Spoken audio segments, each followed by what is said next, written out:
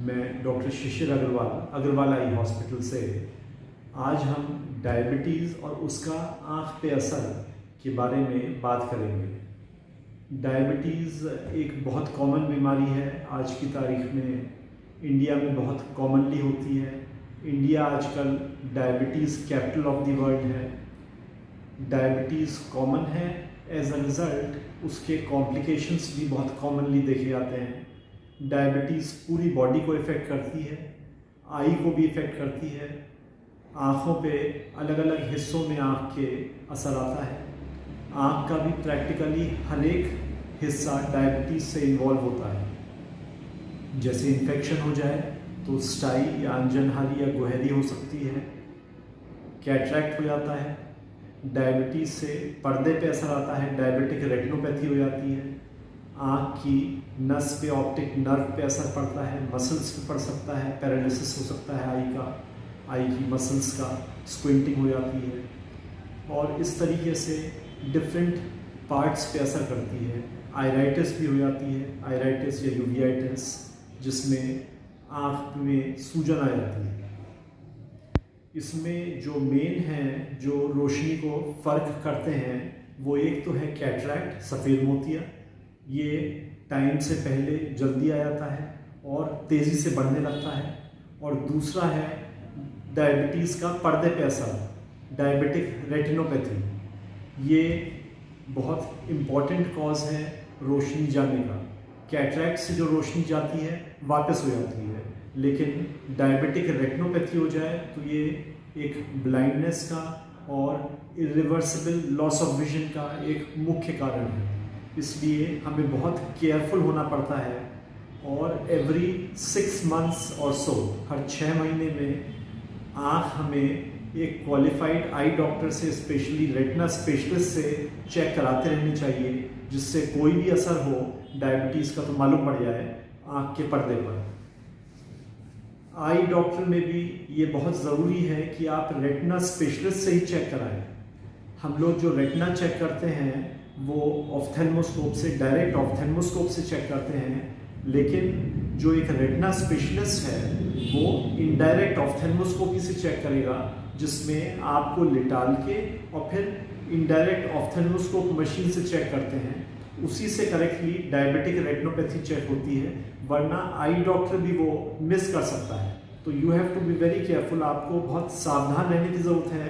आप आँख का पर्दा चेक कराने जाएं तो जो डॉक्टर रेटिना के बारे में जानता है उसी से चेक कराएं। अब आँखों में असर कैसे आता है? डायबिटीज़ में डायबिटिक रेटिनोपैथी हो जाती है, पर्दे पे असर आने लगता है। इसमें खून की नसें वीक होती हैं और ब्लड वेसल्स वीक होने की वजह से ब्लड आने लगता है पर्दे पर, और डायबिटीज़ के स्पॉट्स रेटिना पर डिपॉजिट होने लगते हैं। एक्सुडेट्स बोलते हैं, हार्ड एक्सुडेट्स, वो डिपॉजिट होने लगते हैं और ये धीरे धीरे करके रोशनी कम करने लगते हैं। शुरू में ये स्पॉट्स थोड़ा साइड में होते हैं, बिल्कुल सेंटर में नहीं होते हैं। उस वक्त ये रोशनी में ज़्यादा फर्क नहीं करते हैं, मरीज़ को मालूम नहीं पड़ता है। इसीलिए हमें चाहिए हर 6 महीने में रेटिना चेक कराते रहें। कभी धब्बे आए तो eye doctor, retina specialist correctly diagnose करके आपको बता पाए और उस डायबिटिक रेटिनोपैथी को रोक पाए। क्योंकि एक बार जब ये स्पॉट्स बढ़ने लगते हैं तब ये सेंट्रल पार्ट में आने लगते हैं और रोशनी कम करने लगते हैं। वो स्टेज एक्चुअली थोड़ा लेट की तरफ होती है। शुरू में थोड़ी रोशनी कम करेंगे, फिर और ज़्यादा कम करेंगे और फिर परमानेंट टाइप की डिसेबिलिटी हो जाती है, रोशनी परमानेंटली कम होने लगती है। जब ये बीमारी बढ़ती है, डायबिटिक रेटिनोपैथी बढ़ती है, तो इसमें नसें और वीक होती हैं, नए नए खून के गुच्छे पर्दे पर बनने लगते हैं, वो ब्लीड करने लगते हैं, ब्लीडिंग होती है, खून भरने लगता है आँख में, रोशनी जाने लगती है। डायबिटीज़ की ब्लाइंडनेस बहुत ख़राब होती है, परमानेंट होती है अगर टाइम से हमने ट्रीटमेंट नहीं दिया। अब डायबिटिक रेटिनोपैथी में असर कब आ रहा है ये इस पर डिपेंड करता है हमारी सीवियरिटी कितनी है डायबिटीज़ की, मीन्स कंट्रोल्ड है, अनकंट्रोल्ड है। जिनकी अनकंट्रोल्ड है, शुगर बहुत ज़्यादा रहती है, धब्बे जल्दी आने लगते हैं, ज़्यादा आते हैं। और दूसरा फैक्टर है ड्यूरेशन ऑफ डायबिटीज़, कितने साल की डायबिटीज़ रही है, उसके हिसाब से भी धब्बे आने लगते हैं। जैसे 3, 4, 5 साल की डायबिटीज़ होती है तो चांसेस बढ़ने लगते हैं, और ज़्यादा टाइम निकला और चांसेस बढ़ जाते हैं। 20 इयर्स की डायबिटीज़ के बाद 90% ज़्यादा लोगों में धब्बे आने का डर रहता है। तो इसीलिए बहुत केयरफुल रहने की बात है, और टाइम टाइम से हमें अपना पर्दा चेक कराते रहना चाहिए। कोई कहता है साहब कि हमारी डायबिटीज़ कंट्रोल में है और फिर धब्बे क्यों आएंगे? ये ऐसा नहीं है। सीवियरिटी के अलावा, जैसे मैंने बताया, ड्यूरेशन पे डिपेंड करता है। अगर डायबिटीज़ आपकी बॉडी से जा नहीं रही है, आप कंट्रोल कर रहे हैं मेडिसिन से, डायबिटीज़ की बीमारी बॉडी में है, इसीलिए बहुत सारे फैक्टर्स होते हैं जो डायबिटिक रेटिनोपैथी के लिए रिस्पॉन्सिबल होते हैं। तो उसकी वजह से असर आएगा डायबिटिक रेटिनोपैथी का। फ़र्क ये है, अगर कंट्रोल में रहेगी जल्दी नहीं आएगा, अनकंट्रोल रहेगी तो जल्दी असर आएगा। इसीलिए टाइम से ट्रीटमेंट करना बहुत ज़रूरी है। डायबिटीज़ 2 तरह की होती है मेनली। एक टाइप 2 डायबिटीज़ या non insulin dependent diabetes mellitus, जो कॉमनली होती है, ज़्यादा एज में होती है, सब लोगों को कॉमनली होती है ये। और दूसरी होती है टाइप 1 या इंसुलिन डिपेंडेंट डायबिटीज़ मेलाइटस। इसमें ट्रीटमेंट इंसुलिन से ही होता है, मेडिसिन्स नहीं काम करती हैं, ये यंग लोगों को होती है। इसमें डायबिटीज़ की जो पर्दे पे असर है, डायबिटिक रेटिनोपैथी जो है, बहुत तेज़ी से बढ़ता है, और इन इंसुलिन डिपेंडेंट डायबिटिक्स में बहुत जल्दी पर्दा चेक करना होता है, और ट्रीटमेंट बहुत क्विक देना पड़ता है जिससे ब्लाइंडनेस ना हो। अब जो लोग डायबिटिक्स हैं उसमें ज़रूरी है, एक तो ब्लड शुगर कंट्रोल में रहे, हमारा हीमोग्लोबिन A1C जो 3 मंथ्स का होता है वो कंट्रोल में रहे। दूसरा, हमारा ब्लड प्रेशर अगर बढ़ता है वो कंट्रोल में रहे। पेशेंट अगर स्मोकर है तो स्मोकिंग बंद करना ज़रूरी है। सीरम लिपिड्स, कोलेस्ट्रॉल वगैरह, वो सब बहुत स्ट्रिक्टली कंट्रोल रहने चाहिए। और अगर किडनी की प्रॉब्लम है तो उसके पैरामीटर्स सब कंट्रोल में रहने चाहिए, ये बहुत इंपॉर्टेंट है। अब एक बार डायबिटीज़ में चेंजेस आने लगते हैं, पर्दे पे डायबिटिक रेटिनोपैथी होने लगती है, तो उसमें हम लोग एंजियोग्राफी करके, फ्लोरोसिन एंजियोग्राफी करके रेटिना की, और ये मालूम करते हैं कौन सी कितनी नसें वीक हैं, लीकेज तो नहीं है, नई खून की नसें तो नहीं बनी हैं। अगर है तब उसमें ट्रीटमेंट देना पड़ता है, लेज़र का या इंजेक्शन का। ये हम इसे फंडस फ्लोरोसिन एंजियोग्राफी बोलते हैं। फंडस मीन्स रेटिना, फ्लोरोसिन जो हम डाई इंजेक्ट करते हैं, नस में इंजेक्ट करते हैं, वो फ्लोरोसिन डाई होती है कलर्ड, नस में इंजेक्ट करके कुछ सेकंड में वो आई में, रेटिना में पहुंच जाती है, और उसकी एक मशीन से फोटोग्राफी लेते हैं। बिल्कुल सिंपल प्रोसीजर है, कॉम्प्लिकेशन फ्री प्रोसीजर होता है, डरने की कोई बात नहीं होती है। एंजियोग्राफी जैसे हार्ट की करते हैं, ये बहुत सिंपल प्रोसीजर है। और दूसरा OCT टेस्ट होता है, optical coherence tomography, means scanning retina की। रेटिना की 10 लेयर्स होती हैं, उनका सेक्शन आ जाता है, और उसमें हम देख पाते हैं कहाँ कहाँ पे स्वेलिंग है या और प्रॉब्लम है रेटिना में। बिल्कुल सिंपल टेस्ट होता है, कुछ सेकंड ही लगते हैं ये करने में। ये 2 बेसिक टेस्ट होते हैं, और इसके हिसाब से हम फर्दर ट्रीटमेंट प्लान करते हैं। अब इसका ट्रीटमेंट क्या है? डायबिटिक रेटिनोपैथी में इसमें कोई मेडिसिन का रोल नहीं है, मेडिसिन कोई काम नहीं करती है। हमें टाइमली चेक कराते रहना है कि डायबिटिक रेटिनोपैथी डेवलप हो रही है, कब आई है, और कब ट्रीटमेंट इसका स्टार्ट करें। शुरू में बैकग्राउंड चेंजेस हम लोग बोलते हैं, बैकग्राउंड डायबिटिक रेटिनोपैथी, जिसमें हल्के हल्के धब्बे साइड्स में आते हैं। ये रोशनी को थ्रेटन नहीं करते हैं, तो ऐसे में वेट एंड वॉच किया जा सकता है।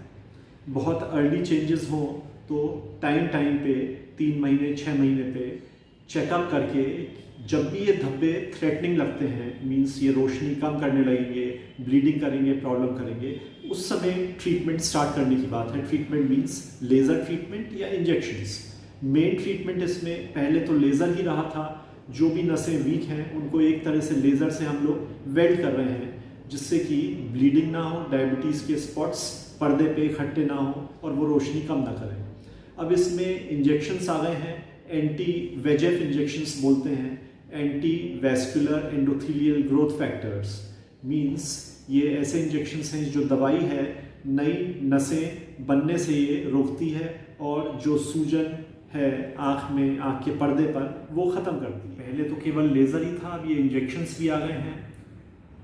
लेज़र से नसें हम लोग वेल्ड कर रहे हैं।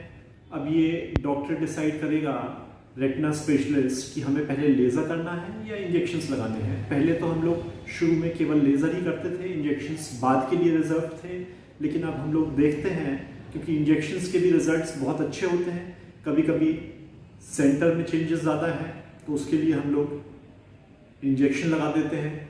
उससे स्वेलिंग कम होती है, जो नसें बनी हुई हैं वो भी रिग्रेस होती हैं, कम होती हैं, ब्लीडिंग भी कम होती है, और बाद में जितनी लेज़र की ज़रूरत होती है वो लेज़र कर देते हैं। और कभी कभी रिवर्स करते हैं, पहले लेज़र करके जो भी नसें बन रही हैं उनको हम लोग सुखाते हैं, वेल्ड करते हैं, और बाद में स्वेलिंग के लिए इंजेक्शन लगाते हैं। ये प्रेरोगेटिव रेटिना डॉक्टर का है, वो ही डिसाइड करता है किस केस में क्या चीज़ अच्छी है। इंडिविजुअलिस्टिक अप्रोच रहती है हर एक केस में। जब हम लोग लेट हो जाते हैं, ब्लीडिंग ज़्यादा बढ़ जाती है, उस समय फिर ऑपरेशन, विट्रेक्टमी ऑपरेशन, जिसमें कि विट्रेक्टमी ऑपरेशन में हम लोग अंदर का ब्लड निकालते हैं। विट्रेक्टमी कटर होता है, उससे सब अंदर की जेली और ब्लड निकालते हैं। अंदर आई में बैंड्स बन जाते हैं बड़े बड़े, उनको क्लियर करते हैं, मेम्ब्रेन्स बन जाती हैं, उन्हें क्लियर करते हैं। और उसके बाद अंदर ही अंदर लेज़र करते हैं, जो भी नसें ब्लीड कर रही थी उनका लेज़र करते हैं। ज़रूरत होती है इंजेक्शन ऑपरेशन से पहले या उस दौरान लगाते हैं। इन अ नटशेल मतलब ये है कि अगर आपको डायबिटिक रेटिनोपैथी है, जितना जल्दी आप ट्रीटमेंट अपना स्टार्ट कराएं उतना ही हमारा विजन बचा रहता है, उतना ही अच्छा रहता है विजन, उतना ही ट्रीटमेंट कम देना पड़ता है, उतना ही खर्चा कम होता है। टाइम से ट्रीटमेंट कराते रहें, टाइम से चेकअप कराते रहें। अर्लीस्ट चेंजेस हो, जब ट्रीटमेंट की ज़रूरत है उस समय थोड़ा ट्रीटमेंट हो जाए, कम ट्रीटमेंट होगा और हमारी रोशनी बची रहेगी। जो लोग टाइमली चेकअप कराते रहते हैं, जब ज़रूरत है ट्रीटमेंट कराते रहते हैं, तो उनकी पूरी रोशनी बची रहती है। और हम लोग जो डायबिटीज़ में ब्लाइंडनेस है, जो बहुत कॉमन है, जो इरिवर्सिबल हो जाती है एंड स्टेज में, उसे हम लोग बचा पाते हैं। तो इसीलिए हमें चाहिए कि हम डायबिटीज़ में हर 6 महीने में एक क्वालिफाइड रेटिना स्पेशलिस्ट से इनडायरेक्ट ऑफ्थेल्मोस्कोपी होता है एग्जामिनेशन के लिए मेन मेथड। जो डॉक्टर इनडायरेक्ट ऑफ्थेल्मोस्कोप से, मीन्स आपको लिटाल के और चेक कर रहा है, वो करेक्ट चेकिंग हो रही है आपकी, और वो जब बताए कि अब धब्बे स्टार्ट हो गए हैं, अभी ट्रीटमेंट की ज़रूरत नहीं है, तो कुछ रुक के फिर चेक कराएं जब वो कहे। और जिस वक्त चेंजेस इतने बढ़ रहे हैं कि वो साइट को थ्रेटन कर रहे हैं, विजन कम होने वाला है, उस वक्त ट्रीटमेंट हो, चाहे इंजेक्शन चाहे लेज़र, उससे रोशनी हम वहीं रोक पाएंगे और हमें ब्लाइंडनेस नहीं होगी। Thank you so much.